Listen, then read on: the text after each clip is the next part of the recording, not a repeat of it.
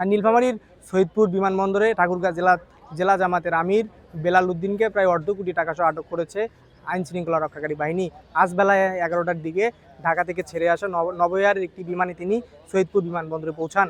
তিনি বিমানবন্দরে পৌঁছানোর পরেই তাকে আইন শৃঙ্খলা রক্ষাকারী বাহিনী আটক করে এবং আটকের পরেই আইন শৃঙ্খলা রক্ষাকারী বাহিনী তাকে জিজ্ঞাসাবাদ করে এবং তিনি প্রাথমিকভাবে জিজ্ঞাসাবাদে যেমনটি জানিয়েছেন যে তিনি কাপড়ের ব্যবসা করেন এবং এই টাকাটি তিনি কাপড়ের ব্যবসার জন্যই আসলে ব্যবহার করবেন বা কাপড় কেনার জন্যই তিনি এই টাকাটা সঙ্গে নিয়েছিলেন। এবং সৈয়দপুর থানা পুলিশের ভারপ্রাপ্ত কর্মকর্তা রেজাউল আলম রেজা আমাদেরকে প্রাথমিকভাবে যেমনটি জানিয়েছেন যে তাকে আসলে যে প্রায় অর্ধ কোটি টাকা সহ আটক করা হয়েছে, তার এই টাকাটা কেন ব্যবহার করা হবে এবং তিনি কি কারণে নিয়ে আসছেন সেটি এখনো তারা নিশ্চিত হতে পারেনি। এবং এখন ঘরেই হবে বিয়ে বাড়ির পোলাও যদি থাকে আকিজ এসেনশিয়াল সুগন্ধি চিনি গুঁড়া চাল।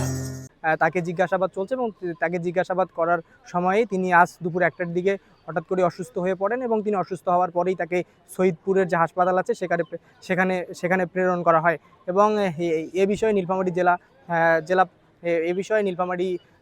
জেলা পুলিশ সুপার শেখ জাহিদুল ইসলাম আমাদেরকে আনুষ্ঠানিকভাবে এখন পর্যন্ত কোনো বক্তব্য না দিলেও তিনি বলেছেন যে টাকা গণনা চলছে এবং টাকা গণনার পরেই তিনি এই বিষয়ে আনুষ্ঠানিকভাবে বক্তব্য রাখবেন।